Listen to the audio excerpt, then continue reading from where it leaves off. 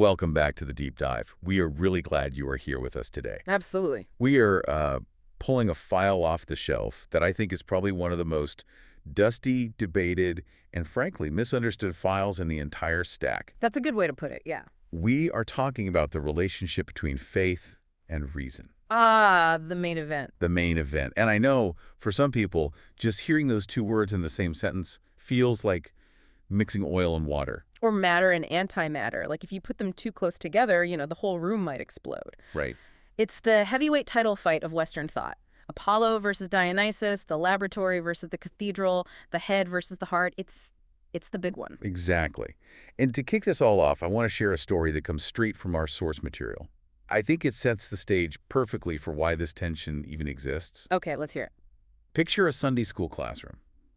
You know the vibe plastic chairs, maybe a felt board in the corner, the smell of stale crackers and grape juice. The classic setting for deep theological formation. I know it well. Right. So the teacher's trying to get a discussion going.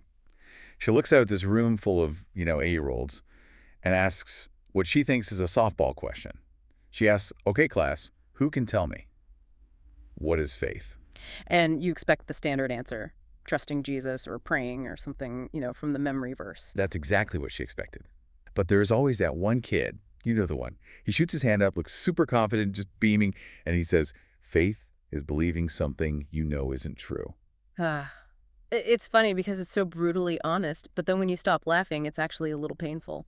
It's painful. That's the perfect word. We laugh at the absurdity, but then you realize, wait a minute, that kid didn't just pull that out of thin air. No, he absorbed that from the culture. He absorbed it. That is actually the working definition for a huge chunk of the population. I don't just mean skeptics or, the new atheists on Reddit. I mean, even inside the church, there is this pervasive, underground idea that faith is a sort of mental gymnastics. It's the idea of the leap, that faith begins where reality ends. It implies that faith is a coping mechanism, a way to manufacture comfort when the facts are too cold or too hard. A form of self-deception? A form of self-deception, exactly. And if you define faith as pretending or wishing really hard against the evidence, then the conversation about truth is dead on arrival. There's nowhere to go from there. Nowhere. You can't have a rational conversation about a fantasy. The two sides just talk past each other. And that brings us to our mission for this deep dive. We have gone through a massive stack of notes here. We are talking apologetics, philosophy, biblical exposition. We've got sources like Paul Little, John Stott, Alvin Plantinga. Heavy hitters. The heavy hitters. Yeah. And our goal today is to dismantle that Sunday school definition. We want to see if we can replace believing what you know isn't true with something that is actually biblical and, dare I say it, rational. And I think it's important to clarify the stakes here right at the top.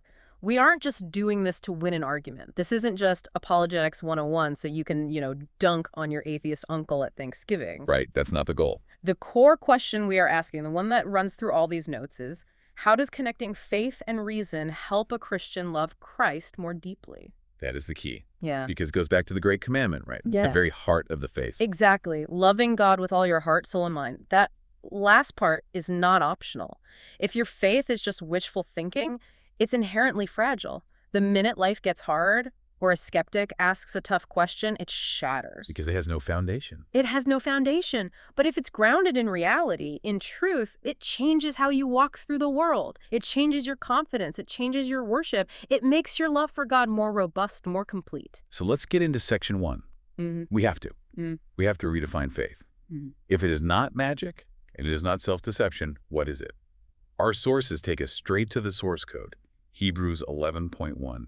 Now, faith is confidence in what we hope for and assurance about what we do not see. Confidence, assurance. Those are very specific words. It doesn't say faith is guessing about what we do not see. No, it's not a shot in the dark. It says assurance. It's a weighty word. The Greek word there is hypostasis. In ancient documents, that word was sometimes used in legal settings, almost like a title deed to a piece of property. Oh, that's interesting. So it's substantial. It has the connotation of substance, of a foundation. It is not, I hope so. It is, I know so, based on reliable testimony. The sources make a critical distinction here. Biblical faith is not an act of conjuring belief in a vacuum. It is a response to reliability. Okay, a response to reliability. I think to really get that, We need to strip the religious veneer off the word faith for a minute, Yeah. because we treat it like this mystical, church-only word. Right, like it's a special spiritual muscle only certain people have. Yes, but our notes point out that we are actually faith machines. We operate on faith every single minute of the day, whether we're religious or not. You literally couldn't function without it. If you demanded 100% mathematical, empirical proof for every single action you took, you would never get out of bed. You'd be paralyzed by analysis. Completely paralyzed. Let's walk through some of the examples the sources give, because I think this really grounds it for people. Yeah. Take the doctor. Right. Okay, so you feel sick, you go to a clinic, you walk into a room with a complete stranger who has a stethoscope, she asks you some questions, pokes you a bit, and then writes on a piece of paper. You can't even read the handwriting. You can't read it, you take that piece of paper to another stranger at a pharmacy, they go in the back, get a bottle of pills, you go home and you swallow them. When you break it down like that, it sounds absolutely terrifying. It is. You are putting your physical well-being, maybe your life, in their hands. But you do it. Why? Because you have faith. You have faith. You have faith that the doctor went to medical school and isn't a fraud. You have faith the pharmacist didn't mix up the cyanide and the ibuprofen. You don't analyze the chemical composition of the pill in a mass spectrometer before you take it. No, you'd be dead by the time you got the results. You exercise faith based on a reliable system and credible testimony. Or even simpler, the mail carrier. Hmm. Or your employer. You work for 2 weeks. You haven't been paid yet. Right. You're just trusting. You have faith that at the end of that period, money will appear in your account. You have faith the banking system won't collapse overnight. You have faith the currency has value. It is all trust. It's all faith. Even the scientist, and this is often where the false dichotomy of science versus faith comes in, operates on a tremendous amount of faith. Unpack that. Well, a scientist has faith in the uniformity of nature. They have faith that the laws of physics that applied yesterday in their lab will apply today and tomorrow. They can't prove that, they assume it. It's a foundational belief. It's an axiom. It's an axiom.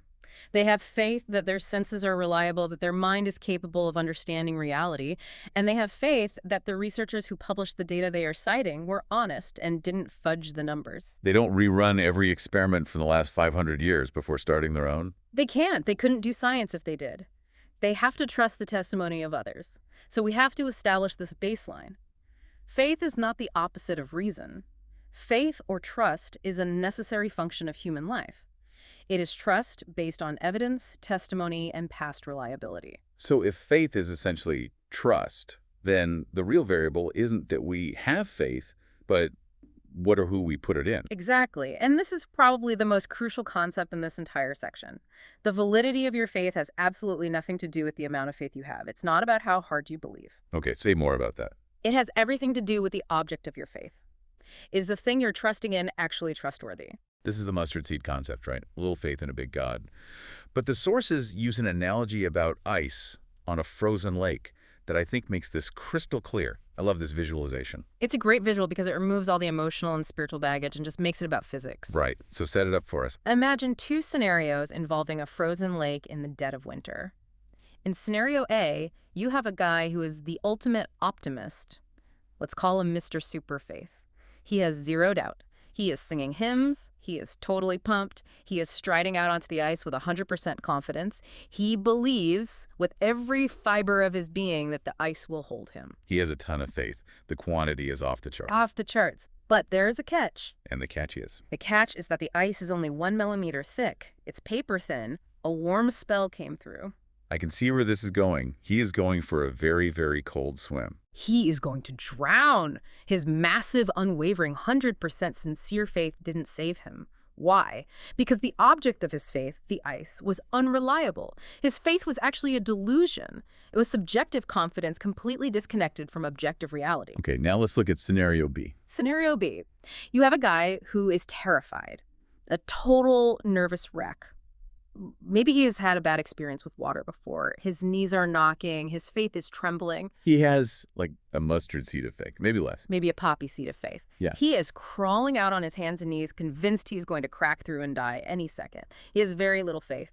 But the ice is 4 feet thick. It's solid as a rock. He stays dry. He stays dry. The ice holds him, not because of his faith, but because of the ice. The object was trustworthy even when his subjective feelings were a mess. That is incredibly liberating. I think a lot of listeners, and I include myself here, get stuck in this loop of introspection. We ask ourselves, do I believe enough? Is my faith strong enough? And we try to pump ourselves up emotionally, like we're trying to psych ourselves up for a big game. We turn faith into a feeling we have to generate. Yes. But this analogy shifts the focus entirely off of us and onto the object. That is the whole point. It shifts the gaze from the subject, me and my fluctuating feelings, to the object, God, and his reliability. And that brings us right back to reason. How so? If the validity of faith depends on the object, then the most rational thing you can possibly do is test the object. It is rational to check the thickness of the ice. Exactly. It's not unspiritual to ask questions. It's wise. It is rational to investigate whether God is trustworthy. Blind faith in a bad object, paper-thin ice, is dangerous. It's foolish. Reasoned faith in a good object is secure. So reason isn't the enemy of faith. Reason is the tool we use to verify that the ice is thick. That's a perfect summary. Reason is the ice drill. The ice drill. I like that. Yeah. So we shouldn't be afraid of the questions. Testing the ice is actually what a smart person does. And this leads us perfectly into the next section of our notes, which has the fantastic title, Don't Kiss Your Brains Goodbye. It's a great title because it directly addresses that fear, that stereotype, that becoming a Christian means committing intellectual suicide. You know, the idea that you have to check your brain at the door, stop thinking, and just listen to the sermon. But the sources point out that Jesus himself commands the exact opposite. We mentioned the Great Commandment earlier, Matthew 22:37. Love the Lord your God with all your heart, with all your soul, and with all your mind. That word mind is crucial. It's not an afterthought. It implies that the intellect is a vital organ in our relationship with God. You can't love what you refuse to think about. You can't. You can have a crush, you can have an infatuation, but deep, abiding love requires knowledge, understanding. If you disengage your brain, you're actually disobeying Jesus' greatest command. You're loving him with a diminished capacity. And we see this played out in how the Bible talks about itself. It doesn't present itself as a collection of nice vibes or helpful suggestions. It consistently equates itself with the truth. Right. In Romans, Paul talks about unbelief not just as a difference of opinion, but as rejecting the truth or suppressing the truth in unrighteousness. That language only makes sense if there is an objective reality to be known, a truth with a capital T. But we have to address the elephant in the room here. We live in a postmodern, pluralistic society. If I walk into a coffee shop and say, I have the truth with a capital T, I am going to get some weird looks. You're going to get more than weird looks. The cultural default is, that's your truth, this is my truth, live and let live. Pluralism. It is the air we breathe. And, you know, it comes from a good place, a desire for tolerance and getting along. We don't want to be arrogant or impose our views. Of course. But the sources point out a fundamental logical problem when you apply it to reality. The statement, absolute truth doesn't exist, is itself an absolute truth statement. It is self-refuting. You're sawing off the branch you're sitting on. You're saying, it is absolutely true that there are no absolute truths. Exactly. And when you apply it to religions, while they may share some ethical similarities, you know, the golden rule, don't kill, be nice to your neighbor, their core claims about the nature of reality are mutually exclusive. They can't all be true. They can't all be true in the same way at the same time. Either God is a personal being or he's an impersonal force. Either Jesus rose from the dead or he didn't. Either we reincarnate or we die once and face judgment. Those are factual claims about the universe. They can be tested. They're not just matters of preference like your favorite flavor of ice cream. So we are back to testing the ice. The notes use another great analogy here regarding enlightenment and the role of truth, the stove analogy. Yes. This helps explain why truth matters for living a good life, for making wise choices. Imagine a toddler, maybe 1 year old, crawling near a hot stove. A dangerous situation. A very dangerous situation. Enlightenment, or giving them truth, is simply giving that child the correct information. The stove is hot. Don't touch that. It'll burn you. You're not restricting their freedom. You're protecting them. You are enabling their freedom. Now, knowing that truth enables the child to make a rational choice. Knowledge precedes rational action. If the child doesn't know the truth about the stove, if he has his own truth that the stove is actually a marshmallow or a fun toy, he's going to get badly burned. So Christianity presents itself as a map of reality. It is saying, here's where the cliffs are, here's where the fresh water is, here's where the safe path is. and it invites us to look at the evidence to see if the map actually matches the terrain. And one of the biggest, most obvious pieces of terrain we have to navigate is the question of God's existence itself. Is there anyone who drew the map in the first place? This brings us to section 3 of the notes, the evidence of the gardener. This is based on a famous parable from philosophy by Anthony Flew and John Wisdom. And I love this story because it captures the frustration that many skeptics feel so well. It does. It's a very clever parable, and it's designed to challenge the idea of a God who is there but not there. A God who makes no difference. So let me set the scene for the listener. Imagine two explorers hacking their way through a dense, chaotic jungle. It is wild, overgrown, survival of the fittest. Nature, red in tooth and claw. Exactly. And suddenly, they stumble into a clearing. And in this clearing, it's different. There are flowers growing in beautiful, orderly rows, but there are also weeds mixed in. A bit of order, a bit of chaos. Sounds a lot like our world. Right. So Explorer A, let's call him the believer, looks at the flowers, the design, and says, some gardener must tend this plot. A reasonable inference from the evidence of design. But Explorer B, the skeptic, looks at the weeds, the chaos, and says, there is no gardener. So they decide to test the hypothesis. That is the rational scientific move. They set up camp, they keep watch day and night, but no gardener is ever seen. So the believer, not wanting to give up, says, well, perhaps he is an invisible gardener. And here is where the goalposts start moving. This is the crucial part of the parable. It is. The skeptic is game, though. He's a good scientist. Ah. They set up a barbed wire fence, they electrify it, they bring in bloodhounds to smell the gardener, they use thermal cameras. You're using every empirical test they can think of. Every test. But there are no shrieks from the electric fence. The bloodhounds never cry out, the wire never moves. The thermal cams show nothing. The hypothesis is failing the tests. But the believer won't give up. He says, but there is a gardener. He is invisible, he is intangible, he is scentless, he has no body. He comes secretly to look after the garden he loves. And this is where the skeptic delivers the crushing blow, the philosophical punchline. He asks, but what remains of your original assertion? Just how does what you call an invisible, intangible, eternally elusive gardener differ from an imaginary gardener, or even from no gardener at all? It is a powerful argument. It is the argument against the God of the gaps. If you have to qualify your God so much that he is undetectable by any known method, is he even real? Or is he just a word for your feelings? It's a devastating challenge to deism, the idea of a God who set the world spinning and then just left, or a vague spiritual force.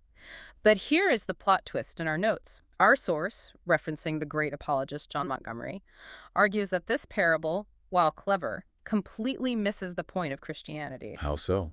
Because, it feels like it describes the silence of God pretty well sometimes. It does. But the Christian claim isn't about an elusive, invisible gardener who refuses to be found. The core claim of Christianity is that the gardener entered the garden. Ah, the incarnation. The incarnation. We aren't left guessing with bloodhounds and electric fences. The central, scandalous claim of Christianity is that the gardener put on flesh, walked into the clearing, got his hands dirty, left footprints, and let us look at him. The source references John 20 here, that amazing moment where Mary Magdalene is at the tomb, and she literally mistakes the resurrected Jesus for the gardener. It's beautiful poetry, but the point is empirical. The Christian argument stands or falls on a historical event. The life, death, and resurrection of Jesus. It moves the debate from philosophy about an invisible spirit to history about a visible person. It makes the claim verifiable, falsifiable even. Yes. This is a crucial pivot. We aren't arguing about abstract metaphysics anymore. We are arguing about history. Did this man live? Did he die? Did he rise? That is testing the ice. That's a question reason can and should investigate. So you're not just looking for a feeling. You can examine eyewitness testimony. You can look at the origin of the church. You can look at the conversion of Saul of Tarsus, a hostile witness. These are historical footprints. The gardener left tracks. You can follow them. But before the gardener even entered the garden itself was already there. And our sources suggest that the garden creation is talking to us too. This is section 4. General revelation. It's the idea that the universe itself is a pointer, a signpost. Romans chapter 1 is the go-to text for this. Paul says, "For since the creation of the world, God's invisible qualities, his eternal power and divine nature, have been clearly seen." Clearly seen. He's not saying it's a subtle hint. He's saying, look up, look around. It is obvious. And he argues that two specific things are broadcast by the universe: Eternal power and divine nature. Okay, let's break those down. What does he mean by eternal power? That is the sheer magnitude, the raw energy. In Paul's day, that meant looking at the stars, the mountains, the ocean. But for us, modern cosmology only amplifies this a billionfold. The Big Bang. The Big Bang. The fact that the universe had a beginning, the energy required to bring something out of nothing, the scale of it. Hundreds of billions of galaxies, each with hundreds of billions of stars. The power involved is unfathomable. It points to a cause that is itself powerful and eternal. Okay, so that's eternal power. What about divine nature? That points to the order, the intelligence, the mind behind the matter. This touches on what philosophers call the fine-tuning argument. Right, the idea that the laws of physics seem perfectly calibrated for life. Perfectly. The fact that the gravitational constant, the strong nuclear force, the rate of expansion of the universe, all these fundamental dials of reality are set to a razor-edge precision. If they were slightly different by even the tiniest fraction, the universe would be a soup of cold gas or would have collapsed back into a black hole. No stars, no planets, no life. It looks like a setup job. It looks intentional. It does. It points to an intelligence, a divine nature, and this connects to what the notes call the whole and the soul. We look at this majestic, fine-tuned universe, and we feel small, but we also feel like there's something more. We can't help but ask the big picture questions. Why am I here? What happens when I die? Does any of this matter? Every culture in history has asked those questions. It's built into us. The notes quote Stephen Hawking here, which is fascinating. The great physicist. Probably the smartest man of his generation. He spent his life explaining the mechanics of the universe, the what and the how. But he admitted that even if we solve every last equation, it doesn't tell us why the universe exists. He famously said if we knew the why, we would know the mind of God. He recognized the limit of science. Science can explain how the violin strings vibrate to produce a note, but it can't explain the music. It can't explain the beauty or the meaning. Exactly, and that is where the whole and the soul comes in. We have a hunger for meaning, for purpose, for justice, for love that nature alone can't satisfy. Nature tells us there is a powerful creator, but it doesn't tell us if he loves us. It doesn't tell us if we are forgiven. It can't answer the why. That is why we need the gardener to enter the garden. We need special revelation Jesus to answer the why, to fill that hole. And the sources bring up C.S. Lewis again here with the rope analogy that I think ties this all together, faith and reason, beautifully. Is this the cliff analogy? I think I remember this one. Yes. Lewis says, imagine you have a coil of rope. If you are just using it to tie up a cardboard box to put in your attic, you might trust it without thinking much about it. You have faith in the rope. If it snaps, the box opens. It's annoying, but it's not fatal. The stakes are very low. Very low. But now, suppose you have to hang by that very same rope over a precipice. You are dangling over a 1,000-foot drop. Okay, stakes are much higher now. Suddenly, the question of whether that rope is trustworthy becomes the most important question in the world. You're not just going to hope it holds. No way. You are going to pull on it. You are going to check the weave. You are going to look for frays.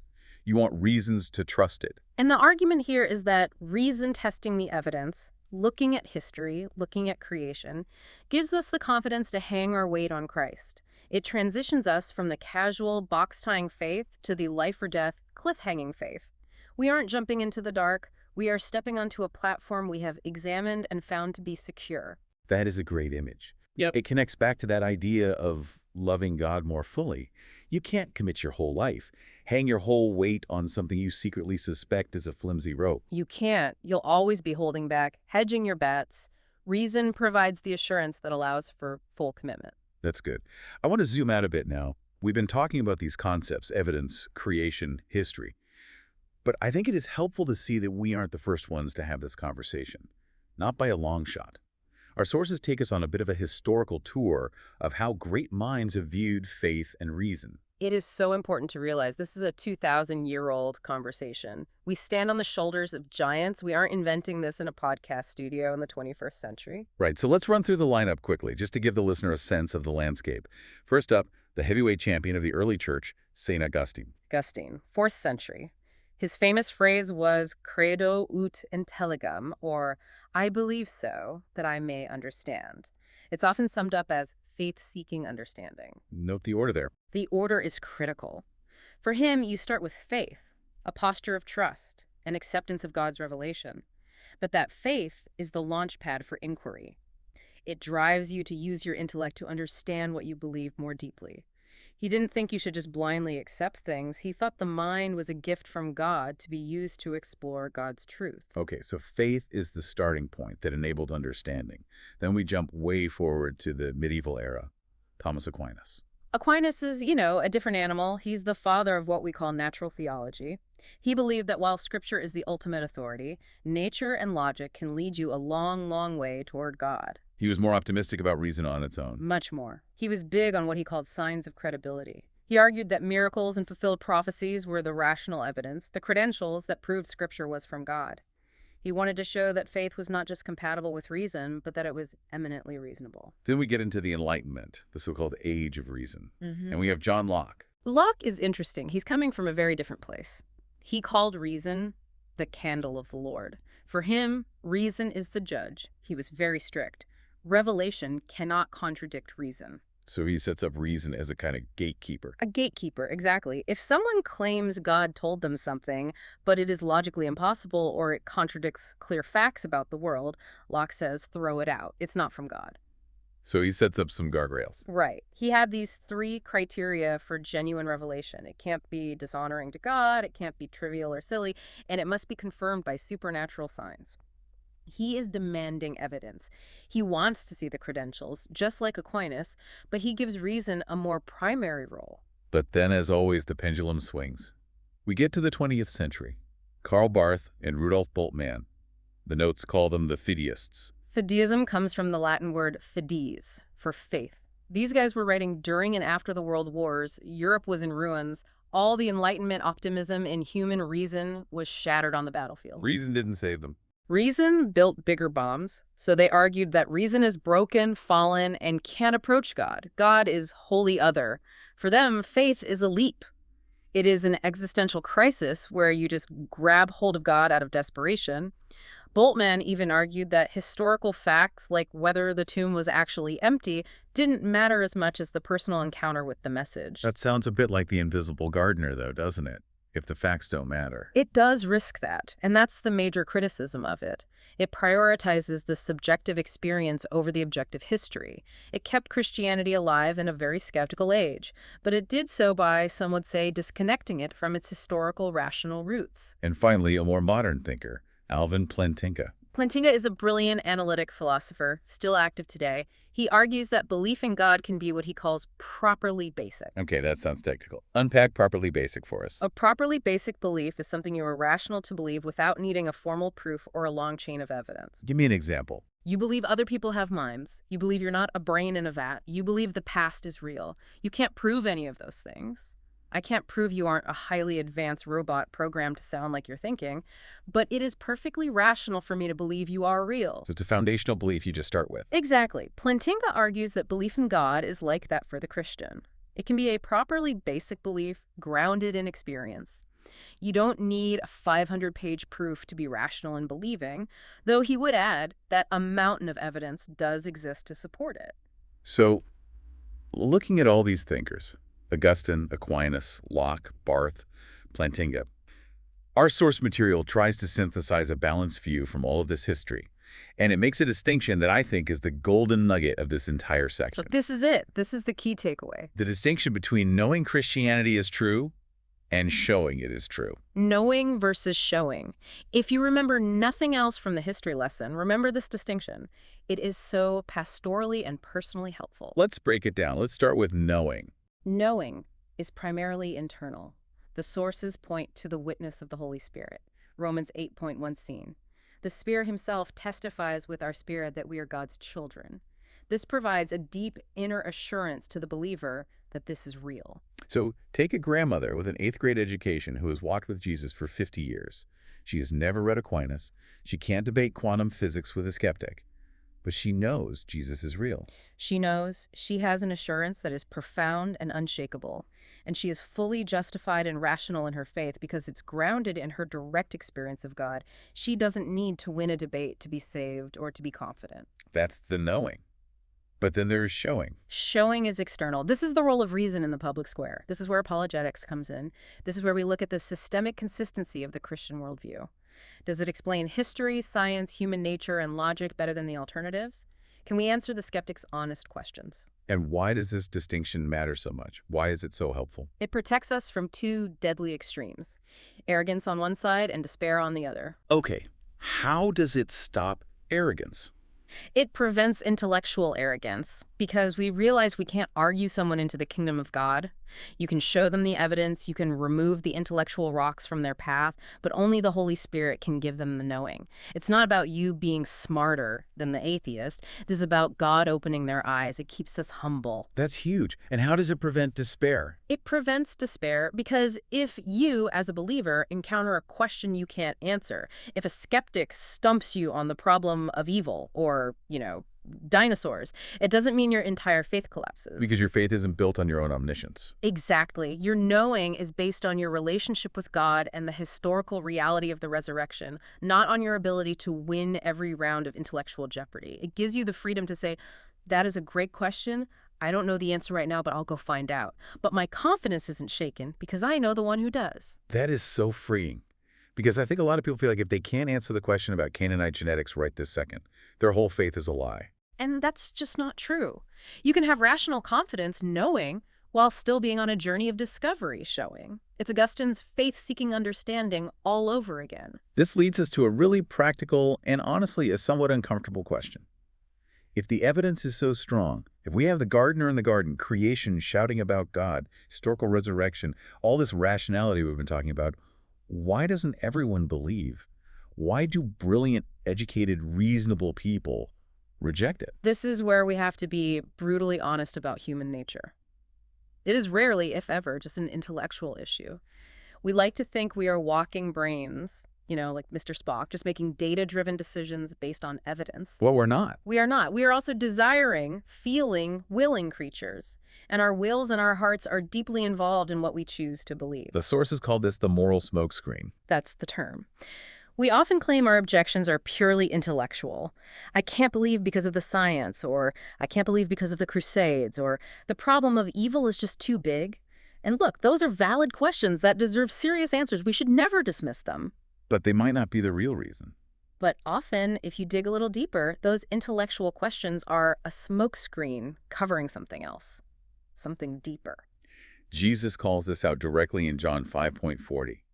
He says to the religious leaders, the guys who knew the Bible better than anyone, the scholars of their day, you refuse to come to me to have life. Notice the word choice. Yeah. It's so precise. He doesn't say you cannot understand or you lack sufficient data or you are intellectually unable. He says you refuse. It is a matter of the will, a choice. There is a story in the notes about a student that illustrates this perfectly. An apologist is speaking at a university. And after his talk, a student stands up in the Q&A and just peppers him with questions. Evolution, evil, the reliability of the Bible, you name it. The standard intellectual barrage. Right. And the apologist answers them patiently, one by one. He clears the deck of the intellectual objections. He deals with the smokescreen. He does. And at the end, the apologist looks at the student and asks a very direct question. He says, okay, let me ask you this. If I could prove to you right now, 100%, with evidence that you would find completely compelling, that Jesus Christ physically rose from the dead, would you become a Christian? And the room goes silent. That's a question that cuts through the smoke. It does. The student looks down, thinks about it for a long moment, and then looks up and says, with complete honesty, no. Wow. The apologist asks, why not? And the student admits, frankly, because it would mess up the way I'm living. That is refreshing, brutal honesty. It is. He had the self-awareness to realize that if he admitted it was true, the implications were massive. It wasn't just about adding a new fact to his collection of beliefs. It would cost him something. It would cost him everything. He would have to change his sexual ethics, his financial ambitions, his ultimate autonomy. He would have to submit to a lord.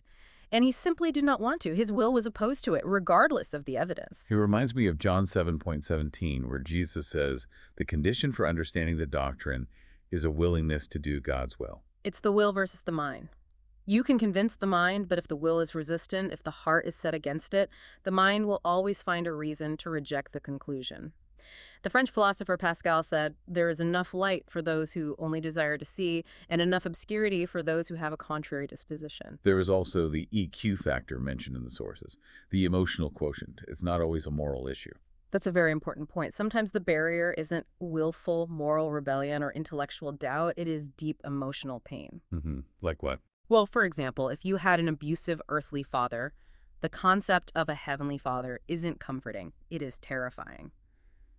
If you were bullied and rejected by kids at your church youth group, you associate Christianity with cruelty and hypocrisy. Those emotional wounds can create a massive barrier to even considering the truth claims objectively. So when we're talking to people, or even when we're looking at our own doubts, Yeah. we have to triangulate. We have to ask, is this primarily an intellectual problem, Yeah. a moral problem, hmm or an emotional problem? Because the approach for each is very different. John Stott has a brilliant quote on this that I think is the perfect guide. He says, "We cannot pander to a man's intellectual arrogance, but we must cater to his intellectual integrity." Yeah, that is so good. Unpack that. It means we don't play games with someone who is just trying to show off how smart they are with endless, disingenuous questions. That's the arrogance. But for the person with genuine, honest questions, who really wants to know if this is true, that's their intellectual integrity, we owe them the best answers we can find. We respect the questions, but we don't play games if the questions aren't genuine. Okay, speaking of questions and struggles, let's talk about doubt. Because even for the sincere believer, even for the person who wants to believe, doubt happens. And the sources have a section titled, Doubt Strikes Terror. Which is exactly how it feels, right? You're going along fine, and then you wake up one morning, maybe you read a blog post from a deconverted pastor, maybe you see something tragic on the news, and the thought hits you, what if this is all made up? And the panic sets in, your stomach just drops. And the first reaction is guilt. I shouldn't be thinking this. I'm a bad Christian. Right. But the sources say, don't panic, breathe. That's good advice for anything, really. It is. The key expert insight here is that doubt is not a sin, it is a growing pain. I like that reframing. A growing pain, not a fatal disease. Exactly. Think about it this way. So many Christians, tragically, fall away after high school or in college. Why? A big reason is that they never moved from their parents' faith to their own personal conviction. They were riding on someone else's coattails. They had a second-hand faith. And doubt is the mechanism that forces that transition from secondhand to firsthand. Precisely. Doubt forces you to ask the hard questions for yourself. Do I believe this? Is this true for me? Why do I believe it? If you suppress that doubt, if you just push it down because you're afraid God will be mad at you, it drives the issue underground. It festers. It becomes toxic. So suppressing doubt is dangerous, but facing it is healthy. It's how your faith grows muscles. Yes. God is not fragile. He is not intimidated by your questions. Job shouted at God. David questioned God in the Psalms constantly. Jesus himself on the cross asked, my God, why have you forsaken me?" Honest doubt is the path to a more robust faith. The advice for the doubter here in the notes is very practical. First, get some perspective. Realize that Christianity has withstood 2,000 years of the most intense intellectual scrutiny imaginable. It has been attacked by the Roman Empire, by Enlightenment philosophers, by communist regimes, by modern atheists, and it is still here. So you probably didn't think up a question last Tuesday in the shower that is going to bring the whole thing crashing down. That is comforting. Someone smarter than me has probably already wrestled with this and written a book about it. I just need to go find the answer. Almost certainly. And second, while you're looking for answers, remember your anchors. When the storm of doubt hits, you need to know what you are tied to. We have two anchors mentioned. What are they? Anchor 1, objective history, the resurrection.